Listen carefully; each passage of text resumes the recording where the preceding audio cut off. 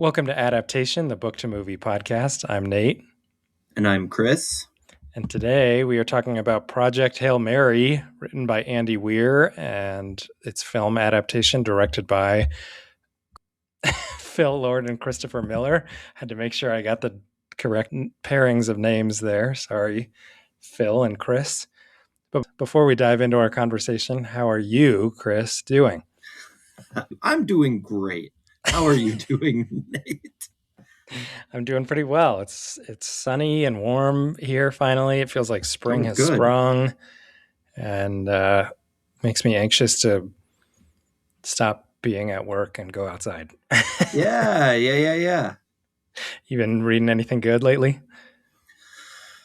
I finally finished freaking. Do you remember when we did Hamnet? I was like, I should read some more Shakespeare. Maybe I'll, I don't know, enjoy it more. So I fired up King Lear. Oh, I love King Lear. Written King Lear? Yeah, sure. Any version. What are you talking about? I assumed you would have consumed didn't Ian McKellen do a adaptation of it? Oh, I don't think he did. I think Anthony Hopkins did one recently, and Al Pacino is doing one later this year, I think. I mean, I studied Shakespeare throughout college. Right. High school and college. So, yeah, King Lear's my favorite one. Wow. Okay. Well, you're not going to be happy then. I despised it. Despised it? It was like twice as long as I wanted it to be. Wow. Okay. I don't know. I just did not. I guess I'm not the Bartolator I thought I was. I don't know what, but Bartolator. That's a good word. Isn't that a good word? Is that a real word? It's a real word. I remember distinctly in sixth grade when we did our Shakespeare unit, Mrs. Istis had a word of the day, and one was Bartolator because she was a huge Shakespeare nut. And that's literally all it applies to, people who are Shakespeare nuts. Wow. Well, I wonder what the transcription is going to pick up on, if it's going to get that right. There's no way. We'll find out. I was super on board with it for maybe the first half, and then it just felt like it was dragging. I don't know. And that's kind of, we've talked about how before the characters, any characters sort of waffling over what's right or not in a story where it's pretty objectively clear are not your favorite stories either. And that's a story about a lot of bad people getting a lot of good opportunities. True. So okay. That actually doesn't stun me that you didn't like it. I also completely misunderstood the interaction with him and his daughters in the very opening scene. And so having to go back and rewire how I was viewing the characters, which is 100% my fault as the reader. I don't know. Just not my. I don't know. It's also Shakespearean English, so you've got to give yourself and it's written as a play, not a book. So there's a lot of sort of gaps that you have to fill in when you're reading it in 2026. Yeah. So I don't know. I feel that I cannot give up on reading Shakespeare, but it's going to be a long time before I convince myself to try something else. Well, we've got a Shakespeare episode later this year, so you better patch that up. Yeah. Hopefully you've been enjoying watching stuff more than I have reading. Yeah, I haven't been to the theater that much again. Still, the beginning of the year has been a little slow. I think the only time two times I've been to the theater since we last recorded. One was to see Project Hail Mary, and the other was to see the 50th anniversary IMAX screening of Tommy, The Who's Tommy. Oh, that had to be awesome. It was so awesome. I was the youngest person in the audience by 32 years at least.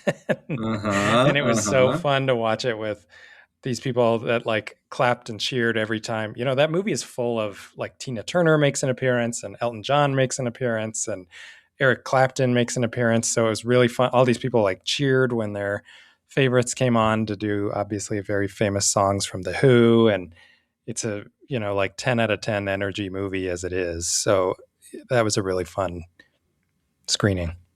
And I assume this wasn't the first time you've seen it? It was. Oh, wow. I know. I loved it. I really loved it. And yeah, I'm glad that the first time I got to see it was on the big screen and in IMAX. Yeah, what a cool way. I've still never seen it. It's crazy. Or it's sort of similar to Rocky Horror Picture Show in that you're constantly like, what on earth is going on? And of course, it's a musical set to rock music. So it's a lot of fun. But speaking of Project Hail Mary, let's dive in. Tell me a little bit about this book. Okay, yeah. So real quick before I discuss this book, a couple, I called them disclaimers. That's not right. Corrections, I suppose, from last episode. I think I called it the suspension of reality, Tolkien's writing. What I meant was a suspension of disbelief. Oh, okay. I don't know if you were like enraged by that. I was enraged at me by that. The intentional avoiding. Okay. I was like, how did I mess that up? So for anyone unfamiliar, I was talking about writing and the more global idea. Suspension of disbelief is like the proper noun idea of intentionally avoiding logical thinking when dealing with a piece of work for the sake of enjoyment. Sure. So I said that incorrectly. Perhaps I'm the only person that was enraged by that. That's fine. And I also objected with myself. I made a statement that modern authors were not dealing with language on the cool level or caliber that Tolkien did, and immediately want to correct myself. I'm sure there are other examples, but particularly R.F. Kuang, and specifically like Poppy Wars didn't go a ton into language, but her book Babel definitely does in a very cool way that I would argue is akin. And bonus points, a lot of it takes place at, oh my gosh, what is that stupid university where Tolkien lived and worked forever? Oxford? Yeah, jeez. Oxford. Boy, I am losing it. That's all right. This has been Chris's correction corner. Correct. So if anyone was enraged by those two statements of mine as much as I was, apologies and corrections. Okay. Project Hail Mary. We're ready? Yeah. Cool. Great. Okay. A very, very contemporary novel. This was published by Andy Weir in 2021. He is obviously a current working author. I think I mentioned to you at the very end of the last episode that I would have a cool show note for you for this one. He has 3 now very famous novels. And for, I guess, I don't know if it was celebration of this or what, a YouTube channel that I happen to love and frequent, where this guy repairs old books and makes new books. It's a bookbinding channel. That sounds like something you would love. Way more exciting than it sounds, I promise. But Andy Weir contacted him and asked him to make a special set of these 3 novels for him. Cool. Super, super cool. Does these crazy designs and leather working. So I'll find the first one from that series and send it to you to put in the show notes. Yeah, please do. Highly recommend. Really cool to watch. So Andy Weir, a computer programmer from Davis, California, went to UC San Diego, but did not finish college. From what I was reading, he began programming when he was like 15 professionally, worked at Blizzard for a brief time early on. Okay. The company behind League of Legends and Warcraft, famous and controversial. There's a really cool book about that too, I suppose. Maybe I'll send you that if people are interested. But shifted from that to writing comics, to writing a lot of work actually that I was unfamiliar with. Comics, kind of long form series, short stories. But his big breakout and crazily his first published full novel was The Martian, which I assume you're familiar with. Yes, I've never read the book, but I love the movie. I think everyone saw the movie. Incredible. Yeah. Matt Damon, I think, right? Yep. So absolutely insane for your first book. I was reading online. I think I caught it past this point, but at least initially when it came out, new author, first big publication, it was like 99 cents on Kindle. Whoa. And obviously blew up, right? Yeah, it's crazy. Good for him. Yeah, right? So cool, so cool. So that was his first one. I didn't even look up the publication order, but these are his big three. The Martian first, and now Project Hail Mary and Artemis, which I have not read yet. But you need to hear the awards list is just insane. I'll skip past The Martian since that's not what we're talking about, but it has like 15 awards that it was either nominated for or won. But for just Project Hail Mary, won the year it came out, Dragon Award for science fiction novel, Goodreads Choice Awards, won. The next year, the Suen Award for translated work. It's been translated into tons of languages, tons and tons. His books are famous around the world. Audio Awards for Audiobook of the Year, which is very cool. I guess I was going to talk about it later, but I'll mention it now. I saw a very cool interview with the gentleman who recorded the audiobook for this, and they asked him what he does to prepare. And I don't remember if he said he does this for all books, but for this one specifically, he deliberately did not read it himself first, so that cool his reactions would be essentially what I'm paraphrasing his words, essentially what the reader's reactions would be. Yeah. And that's exactly how it comes across. This was my second reading of Project Hail Mary. The first one I read a physical copy, so this time I tried the audiobook, and it's spectacular. That's exactly what comes across, like at these big. That's so awesome. Incredible. I've heard from people too that the audiobook is good. Like potentially even a superior experience. Like it's quite famous for its audiobook. Yeah, I guess I don't know if I would agree, but kind of. I can definitely see the argument. I do not out of hand disagree. Yeah. Yeah, interesting. It's very good. The narrator, we've talked about this before. The narrator makes or breaks. Yeah, 100%. An audiobook. Yeah. You know what? For this one too, I would probably agree. I think I would specifically recommend the audiobook to people for Project Hail Mary. Cool. Which I hadn't thought about before you brought it up. I mean, the book is still excellent, but yeah, the audiobook's fantastic. Absolutely killer. I mean, won an award for it. So that was for just the award, for just the audiobook. A second audio award for science fiction. Cool. Nominations, The Locust, the Hugo, which are the big Hugo's sci-fi huge novels. And then another sci-fi novel, the Geffen Award in 2023. I mean, just racking them in. Yeah. Yep. And clearly for good reason. The Goodreads, right here. 4.5 stars on Goodreads, which is crazy. Anything over 4, I immediately consider. And that's out of 1.3 million ratings. That's unbelievable. That's an average too. So, yep. Jeez. That means like 500,000 people at least gave it 5 stars. Like it's crazy. Yeah. Crazy numbers. And very much like The Martian. And he has stated that this is his intention, obviously, but these are whatever. His focus is making the scientific aspects very, very accurate, very specific, much like Handmade, a lot of her books as an actual doctor, she makes very, very accurate. Right. That was part of it, right? Yeah. I think his father was a physicist. I think he was a professor at UC Davis, something like that. So very much familiar with it, but still also himself deliberately researching and being meticulous about that in his writing, which was what The Martian was big for. And of course, what Project Hail Mary is big for.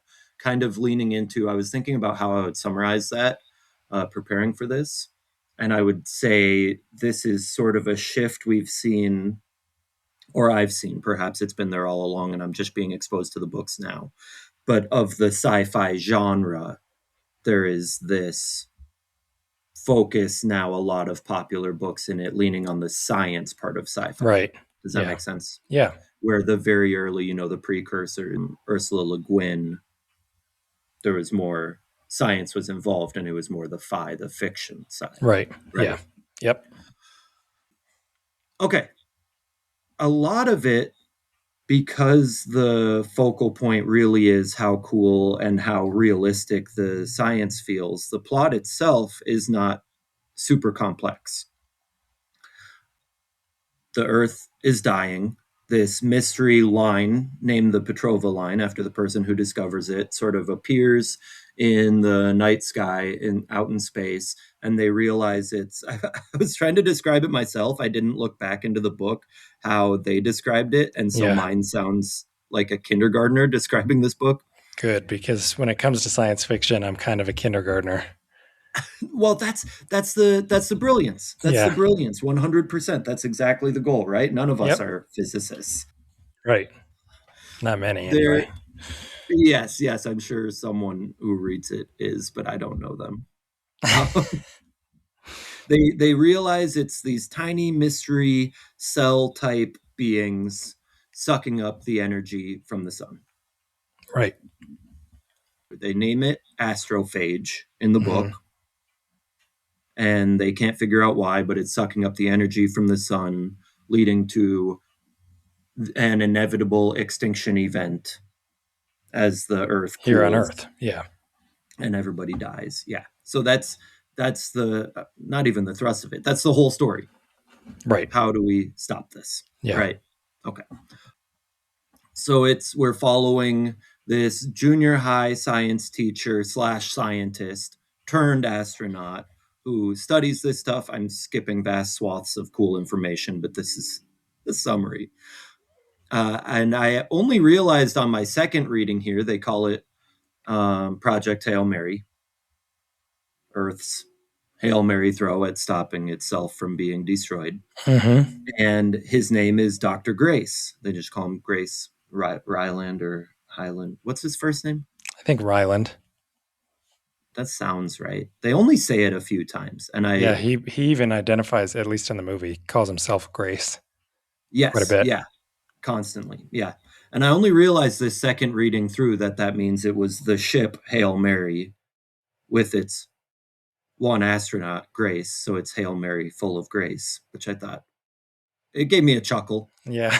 I don't know. I'm not Catholic, but it gave me a little chuckle. He's also the saving grace. Oh, I didn't even think about that. Yep. I should have dug more into this. I don't know how deliberate that was. I mean, the book obviously is not this like attempt to proselytize or something, but I did think that gave me a chuckle. Yeah. The crux of, I think, what makes it so cleverly written, and it's been so long since I read The Martian, I don't remember how Weir approached this problem in that book, but it's the problem of obviously a small cast of characters for the most part, for the majority of the book. And then, how do I say this? The cool part is him doing crazy experiments and discovering things. So how do you tell that story without it being this omniscient narrator monologue? Brilliant solution. They send him into space. It's a 4 Earth year journey. And this is the part where anytime they start getting into the time dilation of space travel, that's where they lose me. Yeah, I know. I don't get it. I don't understand what the speed of light means, and I don't want to. Nope. Every single time I think, okay, this time, because this is a pretty popular thing to write about. Yeah. Three body problem, which we failed to make our episode about. Oh, yeah. Was this way down the scale of the sci-fi? And I tried really hard to keep up with that one. Yeah. The same thing, that book that I told you about last episode that I just finished, There Is No Anti-Memetic Division. Right. Same thing. The science part's super cool. They start getting into time, and I don't know why. That's just this like black curtain in my brain. Well, it's an extra layer on top of everything else, you know? Yes. Yeah. Another dimension, if you will. Yeah. I accidentally mentioned that in class one day because we were talking about the change when we got to the geometry unit from 2-dimensional to 3-dimensional.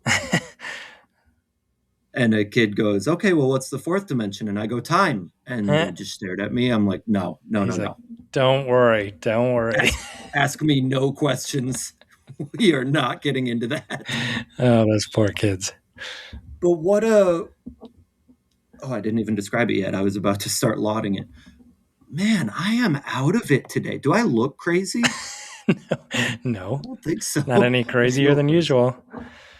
I need to stay up. I was telling you before we started recording, I need to stay up late tonight because we're going to a 9:15 showing of this movie. Yeah. So I made like a gallon and a half of tea.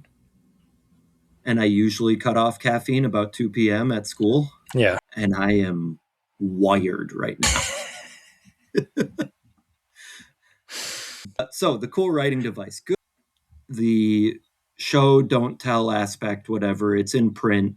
In some ways, as we've discussed previously, easier. In some ways, definitely harder. This is incredible. We start out with him already on the ship, Grace.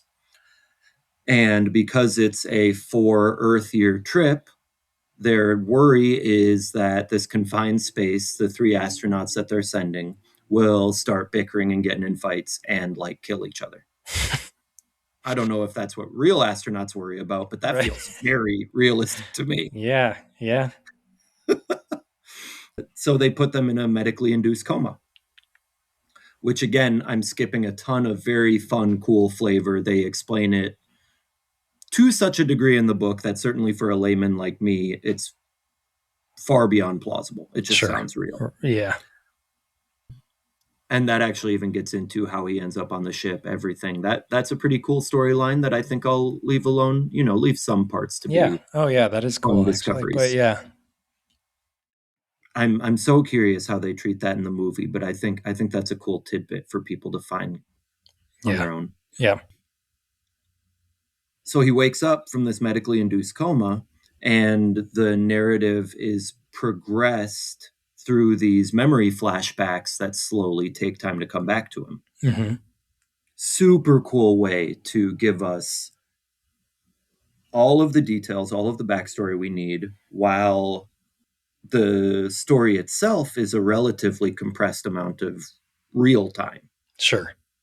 And then eventually, it's almost entirely what's happening. Yeah, very, very brilliant solution to what could easily have been boring, dry, or just not pragmatic. That would not have been a fun story. It would have been 2,000 pages. Yeah. So super cool writing device. The other aspect is this incredible explanation of the science happening. He had to make up an entire biological instance that's destroying humanity. But I do want to take a brief foray into a soapbox. It bothers me so much when shows and movies just refer to whatever's happening as science. What do you mean? I'm going to go do science now. I don't think I'm really picking up what you're putting down. What are there movies that say that? Did you ever watch Orphan Black? No. Okay, that's shocking. First of all, go watch it. Super cool show. Mm. This lady finds out she's part of this like secret government cloning program, and there are a bunch of her all over the place. Okay. And they're constantly saying this. No, need the science. Oh, okay. No, we need to do the science first. Yeah, okay. No, we need the data. No, you need to go do the experiments. It rubs me the wrong way. Yeah. I was hoping that you would commiserate with me. Sure. I mean, I like specificity too. I wish I knew what you were talking about. So anyway, and they don't do it often in this one. Okay. He meets an alien. Yeah. And names him Rocky. I'll leave the details. That part's super fun too. Yeah. But the other, obviously for me, doubly exciting. there's this really cool sequence where he figures out how to communicate with this alien that he meets. Super cool. Kind of along the this was also a huge sci-fi movie like 5 years ago. Arrival? When they show up. Yes. Yeah. Yep. Fantastic. We Yeah, dig great into the movie. linguistics, figuring it out, determining Rocky doesn't have a mouth, so he produces notes and chords up to chords of like 5 notes at one time. Yeah. And Grace has to duct tape 2 computers together, one running the waveforms to track the notes and then building his own dictionary to translate. Fantastic. Yeah. Delightful. It was cool. Yeah. And the combination of human science, understanding. See, there I go. Now I'm doing it. Crap. Okay. Human understanding and knowledge compared to this other civilization, and the realizations that they help each other have, and the things they have to build to go through these experiments. Just so good. Fantastic. It was every bit as exciting. And I think this is the true test of a book. I guess I would say movies probably similar. The returnability, rewatchability, rereadability. Oh, sure. That's definitely a big part. Yeah. This one loses nothing on your second go around. I mean, obviously the movie is much more recent, but did that feel similar? Like, do you already know, yeah, I'll watch this again in a year and it'll be fantastic? Oh, yeah. I saw the movie 4 or 5 days ago now and have considered going to see it again multiple times since then. Yeah. Yeah. Yeah. And I don't know, usually that feels more clear, the cause. Okay. And I don't know what it is about this one, just that it's intricate enough to be interesting, but still a fun storyline. I'm not really sure. The movie, yeah. I mean, it's a serious crowd pleaser, right? Like it taps into very, very human emotions. Yes. No pun intended. And I think, I'll talk about this a little bit too in the movie section, but it's a very funny movie, which is actually something that you have asked me about before. And it's visually dazzling. I'm kind of giving away my whole spiel here, but yeah, there's a lot I think that makes it returnable, rewatchable. Okay. Yeah. My last point was, I think one of the particularly appealing parts is the exact right amount of comedy that he mixes in. Yeah, I'm curious to talk more about how much of it is comedic, because I was laughing almost the entire time. It really is woven in about that amount. I think what makes Grace such a relatable character, it's like, frankly, it's the opposite of a lot of the characters in these stories that we've discussed. You are 100% on his side. You 100% want him to succeed. And there's an aspect that I guess I don't know if it was the intended purpose. It had to be, at least somewhat. It's so pivotal to the story. Not every single time, but many of the situations that have this kind of comedic relief valve, you at least a little bit pause, and they mention it explicitly a number of times. The crux of this story is Earth is going to die. All humanity is going to go extinct.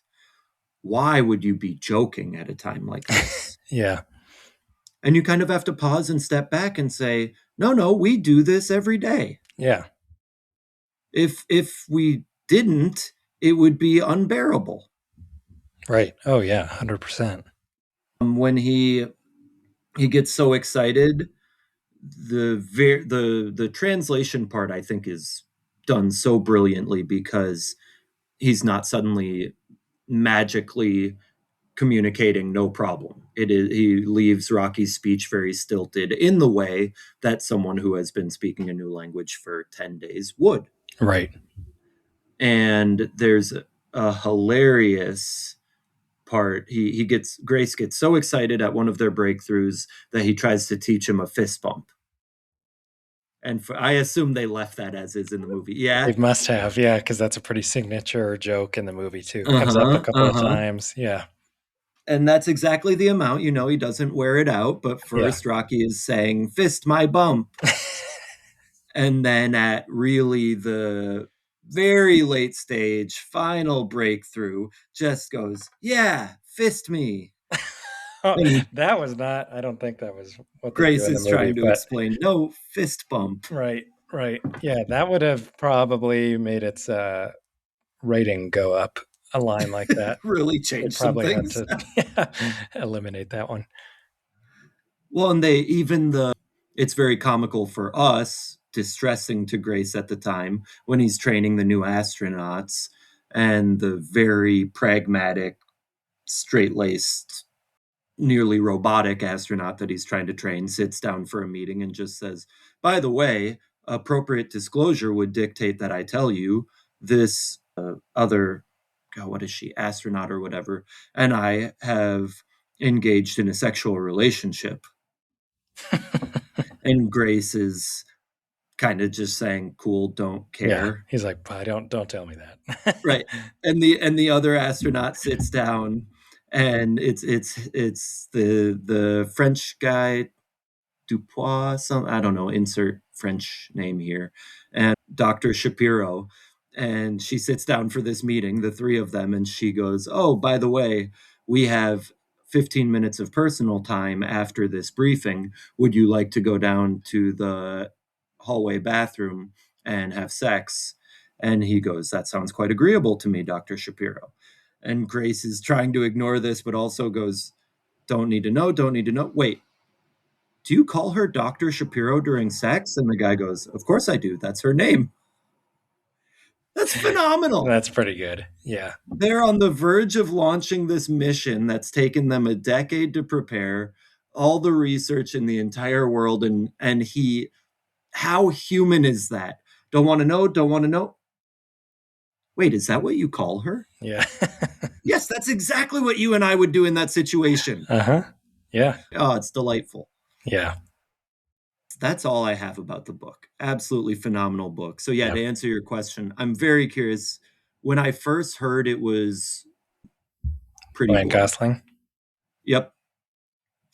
I questioned it, and that was before I had started my reread. And then now this time reading through it again, the core of the story obviously stays with you, but those little interactions, Yeah.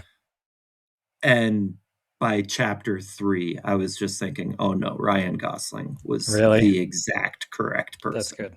I'm glad to hear that. Just because I always like to include some of the writing as an example. I do have a good example of this that made me laugh out loud both times. Great, let's hear it. So the Iridians, Rocky, the alien species that Grace meets, obviously he has to explain all of these differences, which we will not get into, but are very cool and very well described in the book. And he's describing sleep to Rocky. Yeah. And the way he does it in the book, and I hope they kept it in the movie, he's like talking about, how could I describe this? And he says, "I can't imagine explaining sleep to someone who'd never heard of it. Hey, I'm going to fall unconscious and hallucinate for a while. By the way, I spend a third of my time doing this, and if I can't for a while, I go insane and eventually die. No need for concern." 100% accurate, 100% sounds insane. Yep, it does. And those are kind of sprinkled throughout. Well, this movie, the screenplay was written by Drew Goddard, who also, interestingly, adapted The Martian. So there's a lot of similarities, obviously in the structure, but really kind of just, how those movies came to the screen. They've got the same person interpreting them.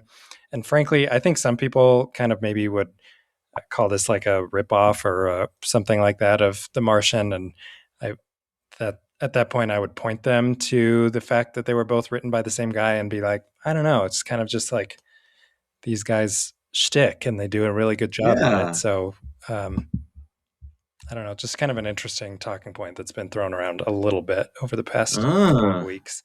because it is about a guy that goes to space solo, right, and has to science his way out of it.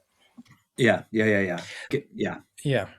The movie's directed by Phil Lord and Christopher Miller. Like I said, they were mostly known for comedies as well. Particularly, they did the 21 Jump Street movies and the Lego movie, which was a pretty big hit, I don't know, 10 or 15 years ago. And they also produce the animated Spider-Verse movies.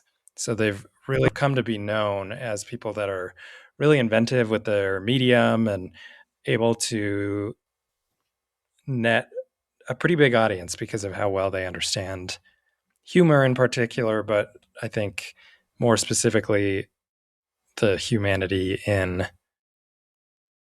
what makes things funny, I guess maybe is a good way to put it. So they did a really great job directing. Like you said, it stars Ryan Gosling as Dr. Grace and Sandra Hüller, a German actress, as the head of Project Hail Mary. This movie drops a lot of what I can only assume is sort of politicking in the book. We don't know a ton about who put together Project Hail Mary or any of the other staff members on it besides a handful of people that are going to go to space. Really, we just get everything from I need to look up the character's name because she doesn't play an American either.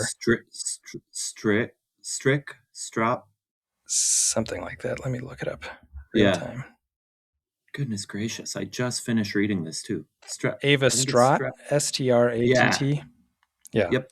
I don't know if she's supposed to be German, but European of some kind. And those are kind of, with the exception of Rocky, those are kind of the only two characters in the movie. So really interesting dynamic that they have set up there. This movie was made by Amazon MGM, and they began to procure the rights to the book in 2020 before it was even published because The Martian was such a huge success, both at the box office and it got lots and lots of awards nominations. And I think that's probably in the future for Project Hail Mary as well.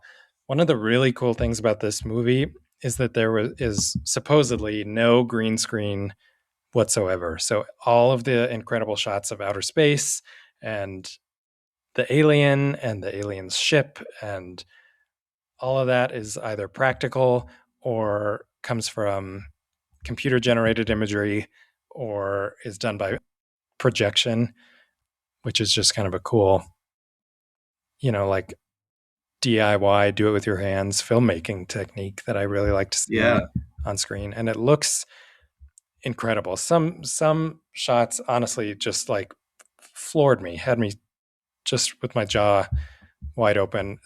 Greg Fraser was the cinematographer, and he's one of the best in the genre game. So he's really just going full throttle here. Rocky is also all practical. It's a combination of puppeteering and animatronics, which is incredible in 2026 because so many of the major blockbuster movies we see now have this over-reliance on computer-generated imagery and animation. Mm-hmm. And it like outpaces the movie's budget, and then it looks like crap when it hits the screen.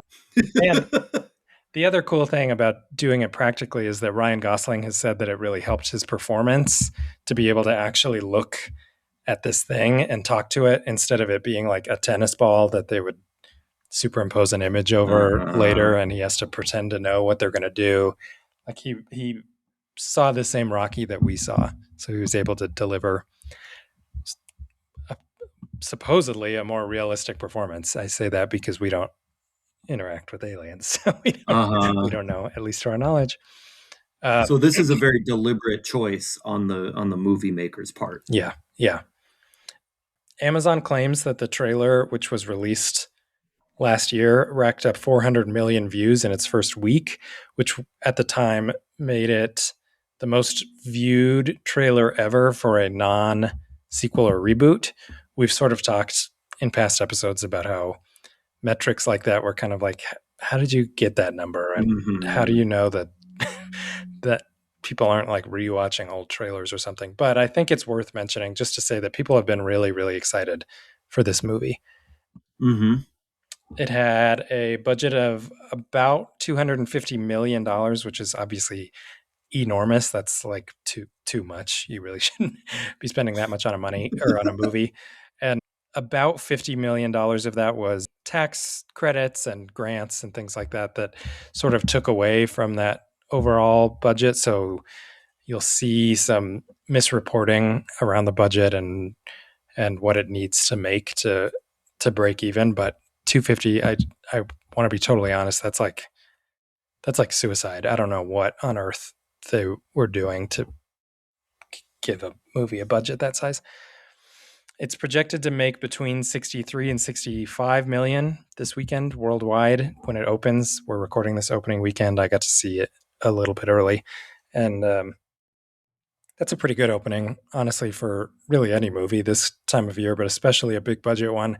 I don't know that it will cross the threshold. It needs to make like $500,000 or $500 million, excuse me, to break even, and then let alone turn a profit. So we'll see. But is that realistic at all?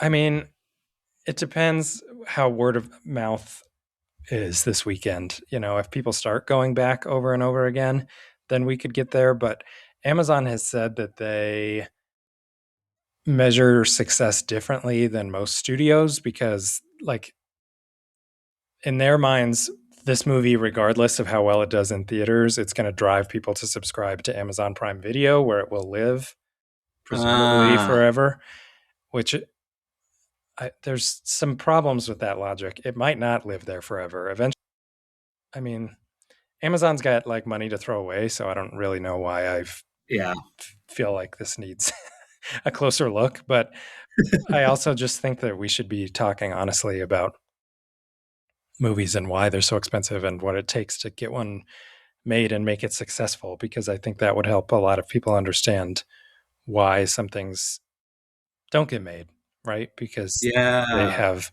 a budget of $250 million, and that's just insane. Like, you just shouldn't spend that much money on a movie. Yep. All of that being said, reviews have been really, really positive for the most part. It has a 95% on Rotten Tomatoes and a 78 on Metacritic, which we talked about, you know, is the sort of better measurement for an actual quality of a movie. And I went to this screening. I walked really slowly out of the screening and out of the theater to my car because I wanted to hear what people around me were saying.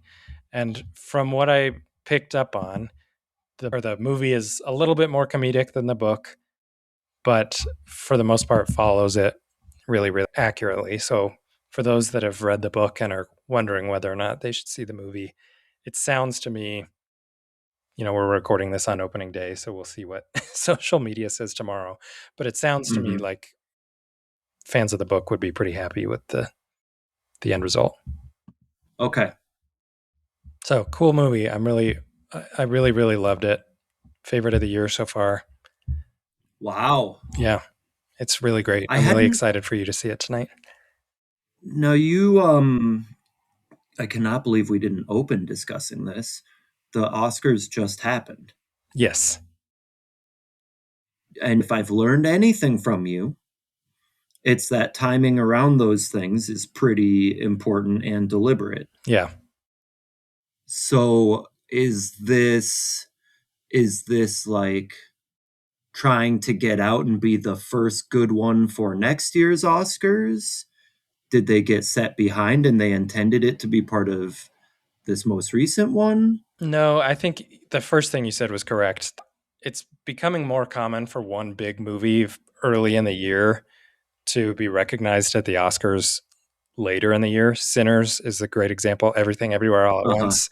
Those were both movies that came out in the spring and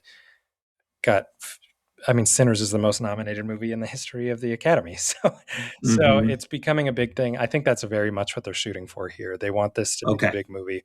And just having seen the movie, I can say that it's like a marvel of craftsmanship as well. Like I said, the cinematography, if it doesn't get nominated for cinematography, I'll be stunned if there's 5 better movies.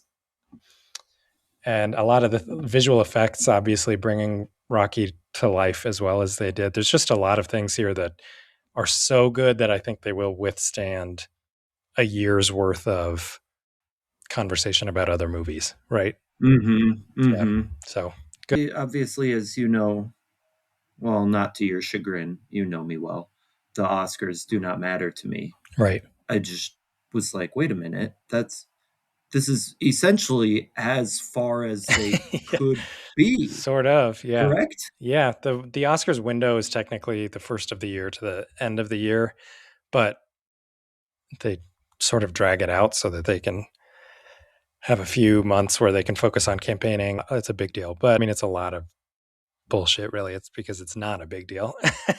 But yeah, I do think that they're very much going for that. They want this to be like the first movie of the year that signals, just like Sinners did last year when everybody was like, you got to see Sinners. They want everybody to think of Project Hail Mary when they think of 2026. Right? Yeah, 26. Yep. In there cinema. We go. Okay. Yeah, that's fascinating. Yeah. Yeah, it's very, one of the reasons I love this award stuff is because it's also intriguey and political and sort of manipulative, and like, it's a big game, and it goes all year, every year. Yeah, there's a lot going. I was shocked, maybe because you're my friend. You know what? Even if you were not the massive cinephile in my life as you are, Sinners was awesome and super fun to see. Yeah. I had a lot of students who had not seen it until it won all these Oscars. And then they were like, okay, is it worth it? Should I go see it? I'm like, are you kidding me? Have you been under a rock for the last year? Well, to their credit, it's rated R and you teach middle school. So they couldn't have gone to see it themselves. Hadn't thought about that at all. Yeah. Okay. Yep. Hadn't thought about that at all. Okay. Yeah. All right. Fine. So, sorry, sometimes I just got to show up somewhere and prove people wrong. It's kind of my thing. What kind of discussion questions do you have for me? Okay, so the timeline jumping. Uh-huh. It is not even just a cool device, it's arguably necessary for the book's development. And I'm sure I will be proven wrong. But in my mind, I feel like that would be distracting for the movie. How do they deal with that? Is it like the whole, oh, hairstyle's different, time has passed? Or is it like just abundantly clear because of setting and the people? What is that like for the movie? Yeah, I would say it's pretty clear because of setting and the people, right? You're either on a spaceship or an aircraft carrier in neutral waters so that everybody can legally do whatever they need to. I think it's supposed to play like he's having these flashbacks. He's remembering things after being in a coma for the majority of 4 years. He's got some like amnesia going on. And I say I think because that is sort of one of the underdeveloped parts of the script, is that to me it's not necessarily clear that it's him having a flashback so much as the audience also has to learn what happened and what led to him being in space. But I don't know how important it is that we know it's a flashback either. But there is some skipping back and forth, but it's pretty clear it's crystal clear what time period you're in when you're watching any given scene. So I didn't find it distracting at all. See, it's super clear. All of those details are like exact in the book, you know. He wakes up, can't figure out why. To get into the controls, the computer keeps asking him what his name is, and he doesn't know what his own name is until. Right. Is that the same? Yeah, I think so. At the very, very beginning. Yep. Why can't I remember the very, very beginning? I couldn't tell you because it's a really long movie too, is the other thing I'll say. So they pack a lot in there. But yeah, I mean, that's a structure that has been used a lot in film, the sort of revealing the past as you move through the present or the future. It felt pretty natural to me, honestly. Okay. Yeah, that was one of my, I guess not worries. I feel like I knew I would probably see the movie, but usually in a movie, I find it distracting. Interesting. Yeah, I wonder if that's just a personal taste thing. Yeah. Okay. Okay. I was curious how Rocky is described physically in the book because I really love how he looks in the movie.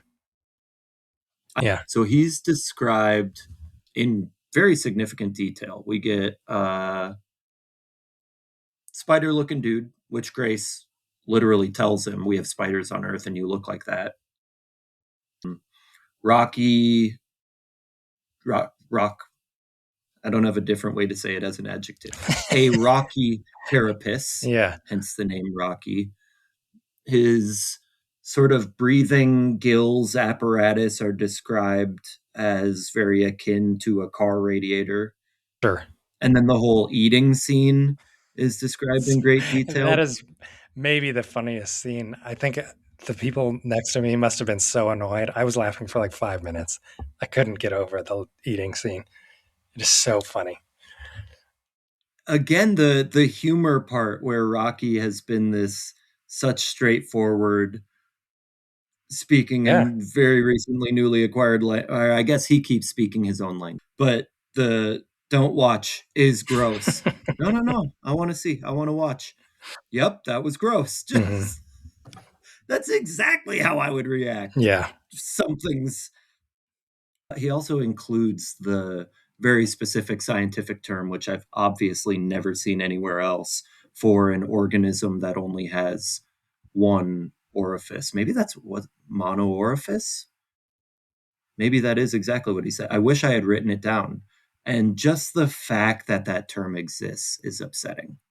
Yeah, but you love words that have weird backgrounds and stuff like that. Yeah, but the full etymology is just the definition of the colloquialism, don't shit where you eat. That sucks. Yes, it does.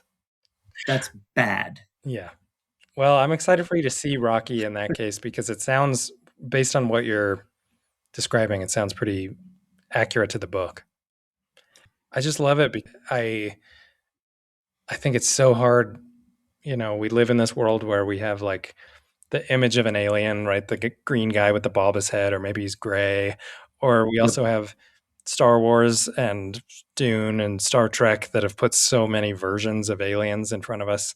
So to come up with something truly inventive that I at least didn't feel like I'd really seen before, big W. Yes, 100% yes. That was one of the big things that stood out to me the first time I read this. This is truly a unique, fleshed out, but not. no pun intended, devoid of fleshed out character.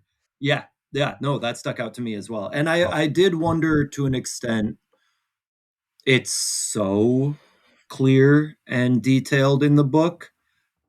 If I assumed they would really have to put a lot of effort into mimicking it exactly for the movie. Okay. Yeah, that wouldn't surprise me just because, like I said, it's so singular. Okay. How does the science come across in the movie? All of these, I'm talking about the specific experiments they're doing, these discoveries he and Rocky are having.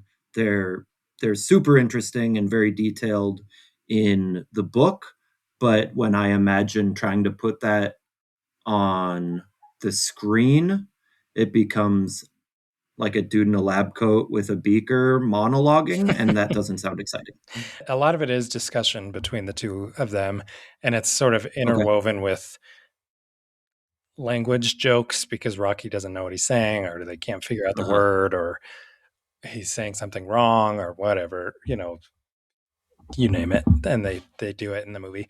A lot of the science otherwise, though, is, I have to assume, I'm trying to find a nice way to say it.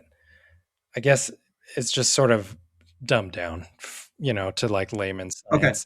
And I say that because I could follow along with what they were saying. And if I were in that situation, if I were a fly on the wall in the real world between a human science astronaut, I would just be shitting my pants. I wouldn't have any idea what anybody was saying. You know, so it's made digestible is what I'm trying to say. Okay. Which it is in the book as well for the most part. Yeah. But I think I understand exactly what you mean. There's a certain point where, all right, you've said 3 big numbers now. Yeah. You've reached your limit. Right. Stop saying more numbers. Well, and even more so than I obviously was thinking a lot about The Martian during this movie and was expecting the science to be a lot like that movie, which was very much digestible, but maybe just a tiny bit out of grasp for me. You know, they start talking about like doing gravity slingshots and stuff in that movie. And I'm like, what?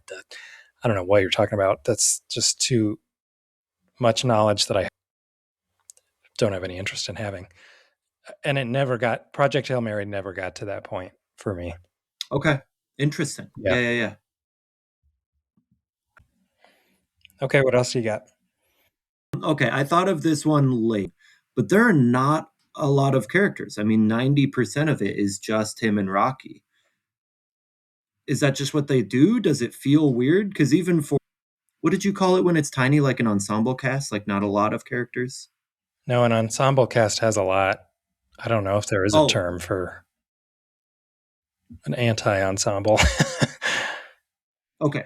Well, if there is a term, this is it in my, I mean, it's basically the two of them. Yeah. Yeah. And one's an alien. So is the movie just like 90% Ryan Gosling and that's it? It's a lot of Ryan Gosling, yeah. I mean, like wall to wall. But okay, that's not too weird for movies. You know, if you think about it, something like Castaway or the movie Send Help that I saw a couple weeks ago is another one where they're stranded on a beach. It's a pretty common thing in movies. Okay. You know, it's just a storytelling device. Okay. It felt strange to me when I tried to picture it on the screen. And it doesn't feel strange at all in the book, but you spend a lot of the book in his head. And so that was the part that made me curious. Oh, no, not so much in the movie. He's kind of an out loud guy. There's a lot of verbal processing with Rocky. Yeah. Talking to each other, talking to himself. Yeah. Okay. And Rocky, even in the book, he does even comment on it at one point. Like, who are you saying that to? And he goes, I'm talking to myself. Oh, funny. I feel like I'm picturing maybe like a play or something. It would feel stranger. All I can picture in my head is like camera following one dude talking to himself for 2 hours. And that does not sound entertaining. No, I think you're maybe underestimating how much time Rocky gets. Okay. He's never like the star of the show, but he balances it very, very well. Okay, cool. Yeah. Well, that makes sense. Yeah. Well, what would you, or not what, but who would you recommend this to? I recommend it to everybody. This movie is such a crowd pleaser, and I don't think I've really done that yet. I mean, sometimes I do and say like, you have to work a little bit to find the things you enjoy. But this is one that I really think probably everybody that sees it is going to enjoy. I walked out of the screening thinking about how excited I was to tell you and Blair that it's good. I walked out thinking my parents would love this. My sister would love this. And, you know, a lot of the people I just mentioned are not really science fiction people either. I can't even imagine one or two of them pushing back on wanting to, you know, my recommendation to see it and me having to be like, just trust me, because it's very life affirming. It's very human. It's very funny. Like I said, the science makes sense and it doesn't get into any muckiness. So I don't have anybody that I wouldn't recommend this to. Wow. Yeah. It's a good one. Yeah, I would have asked that, even the sci-fi aspect. Yeah. No, I like it. I think it's perfectly digestible. Okay. No, that is high praise from you. How about you? Honestly, I would say basically the same. I think it sounds like maybe the book leans a little bit heavier, but certainly still a digestible amount. I called it a compromise between believable and accessibility. Yeah. I do, because it's kind of a shift that I've seen in the genre. I just gave a few recommendations. If you do like this, and maybe you're thinking maybe this is a genre I could be into more than I previously thought. Like I said, Three Body Problem also leans heavy on the sci part of sci-fi. The Blake Crouch books are very cool. I don't think we've talked about that. Do you know if they're making any of those into adaptations? I don't Dark even know what Matter that or is. Recursion? Oh. Okay. All right. I'll check online. Yeah, I don't know. Very much along the same vein. One of them's kind of Schrodinger's cat on steroids.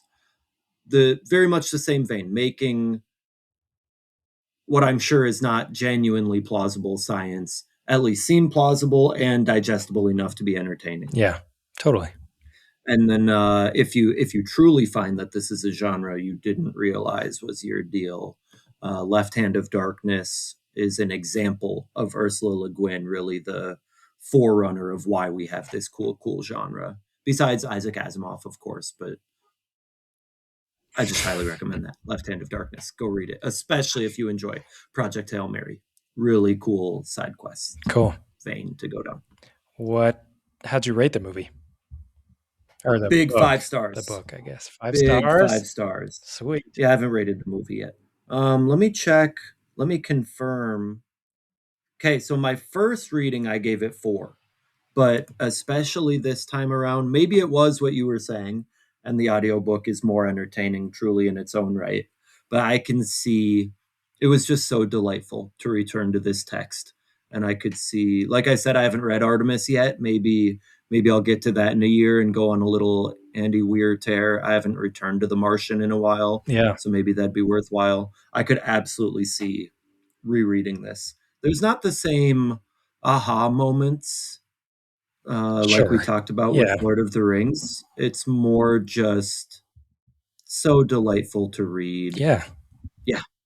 I don't know. Big 5 star, no question. Yeah, cool. I'm in a pretty similar boat. When I left the theater, I gave it 4 stars, but the more and more I think about it, I might bump it up. I think I'm going to bump it up to a 4.5 on Letterboxd. Wow. Like I said, really visually stunning. Ryan Gosling is amazing. The score was fantastic. I don't understand. Some people are saying that the score is not good. I don't know. I'm having a hard time wrapping my brain around some of the criticisms against this movie because I thought it was just really magical. But I will admit that there are some issues. I don't think it's perfect. I hate the ending. I hate the ending. And I think part of that is I don't know exactly where my brain came to this, but it seemed to be a little too pro AI for me. And the fact that this is an Amazon movie, that's like the last company that I need to even have that cross my mind, you know, when I'm watching something. So I was a little bit grossed out. Interesting. And sometimes I feel that, yeah, and I'm trying to avoid spoilers here, so maybe I'll tell you when we hang up here. But the other thing that I thought was sort of a flaw of the movie was that sometimes the humor, there was so much humor that I think sometimes it would undercut some of those more emotional moments. Mm-hmm. That's probably just a matter of taste, though. You know, some people are going to walk away feeling like this is the funniest movie they've ever seen and give it 5 stars for that. And that's A-okay with me, you know? Huh. But I mean, it should not be a comedy. Yeah. Ryan Gosling cries a few times in the movie, and he's only got tears on his face for about 3 or 4 seconds before he hits you with a joke and they cut to the next scene. And I'm kind of like, yeah, this is a big deal. Like the well-being of everyone on Earth depends on him. And, you know, I would have liked to have seen a little bit more of that. But like I said, it's almost, I love the movie so much that my gripes about it are almost not even worth whining about. Okay. Yeah. I really enjoyed it. I'm curious now. Yeah. Okay. Yeah. Cool. I'm excited. You'll have to text me after you see it. Obviously. Yeah. Good. Well, thank you for joining our conversation about Project Hail Mary. Up next, we have a really exciting one, actually. We're doing Howl's Moving Castle, written by Diana Wynne Jones, and the film, a anime film, directed by Hayao Miyazaki. So I'm looking forward to branching into a new genre here. Me too. Awesome. Thanks for joining us, and we look forward to next time. Bye.